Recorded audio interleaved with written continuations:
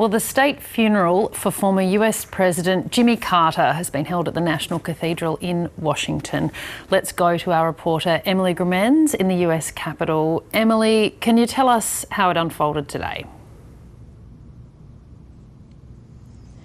Good morning, Steph. This was the culmination of the nation's long and very ceremonial goodbye to the former President Jimmy Carter. He was America's 39th president, serving one term between 1977 and 1981. Now, since his death at the beginning of last week, he has been memorialised in his home state of Georgia. He lay in repose there, and then he was brought to the United States capital, Washington, D.C. He spent the last 2 days here, lying in state at the rotunda at the Capitol, where huge crowds of mourners, people who served in his administration or had a personal connection to him, as well as just ordinary Americans, lined up in freezing temperatures here to pay their respects. And then today he was brought from the US Capitol by a military honour guard to Washington's National Cathedral, where he was honoured with a state funeral.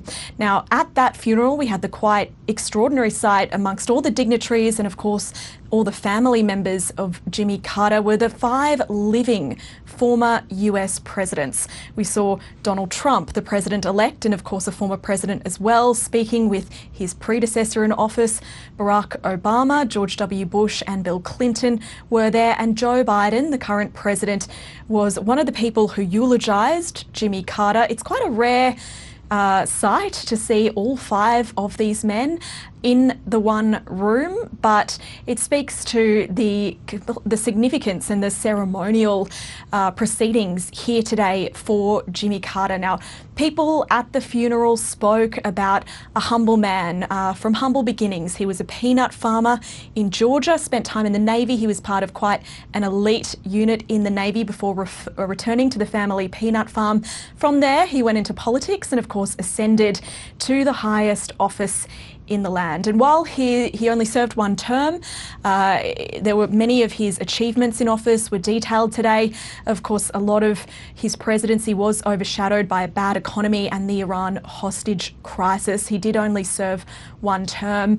And then after, he lived a very long post-presidency life. He became very prominent as a humanitarian. At one point, he even won the Nobel Peace Prize. And today, family members and other people spoke to his humble background, his commitment, his faith, his character, and his striving for equality. One of the people who spoke was his grandson, Jason Carter. We can hear a little bit of what he had to say earlier. They were small town people who never forgot who they were and where they were from, no matter what happened in their lives.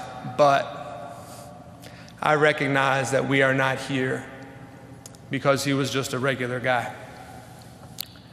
As you've heard from the other speakers, his political life and his presidency for me was not just ahead of its time, it was prophetic. He had the courage and strength to stick to his principles even when they were politically unpopular. And that was very much in the theme of some of the achievements that were outlined from Jimmy Carter's life today. His commitment to advancing civil rights in America, a commitment to advancing rights for women, and to humanitarian work at home and across the world. He was known for building houses for the needy in his post-politics life, and along with his wife, Rosalind, he was a very prominent humanitarian. Now, after the national service today, Jimmy Carter was escorted back to Georgia. He will be memorialised again at a private ceremony just for family this time. And then later today, it's expected that he'll be taken back to the family peanut farm in Plains and laid to rest alongside his wife of 77 years, Rosalind Carter.